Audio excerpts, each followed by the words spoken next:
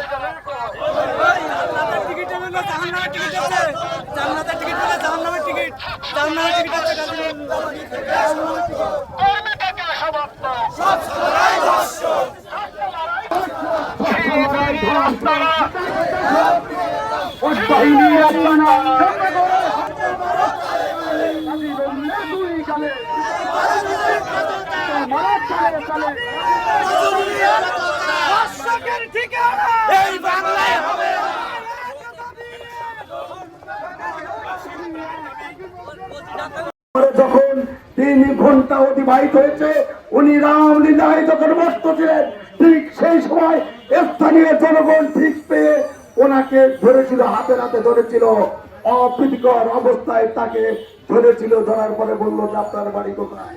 উনি বললেন সাতক্ষীরায়। ধরে মুরব্বী সাতক্ষীরায়। উনি ওনার এমপির কার্ড বের করে দিলেন, জামাতের এমপির না সরি জামাত ইসলামের পদবীর কার্ড বের করে দিলেন। তখন আমরা ভিডিও যেটা দেখলাম, ওই ভিডিও বলতেছে নাই জামাতের এক লোক ধরা পড়েছে, মহিলা সহ জামাতের এক লোক মহিলা সহ ধরা পড়েছে।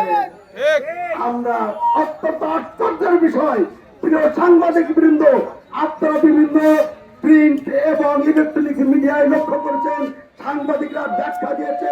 তারপরেও আপনাদের কাছে আমি জানাতে চাই যে গাজী নজরুল সাহেব তার বিবৃতিতে দাবি করেছেন 17 জুন নাকি এই মরিয়মের সাথে তার বিয়ে হয়েছে।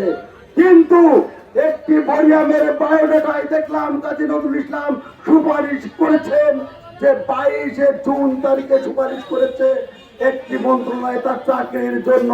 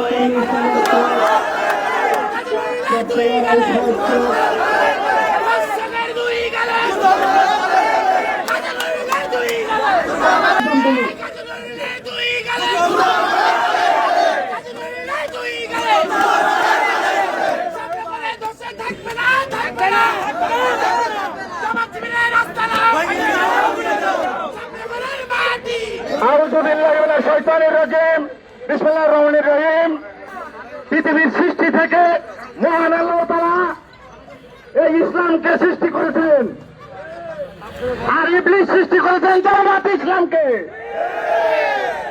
এই জামাতে ইসলামের ব্যানারে সারা বাংলাদেশে এমন কোন কুকুর নেই যে এই জামাতে ইসলাম করে না। আমি বলতে চাই, আপনি যেন শ্যামনগরের মাটিতে পা দেবেন না। শ্যামনগরের মাটিতে পা দেবেন, সারা শ্যামনগরের মানুষ আপনাকে প্রত্যাখ্যান করছে।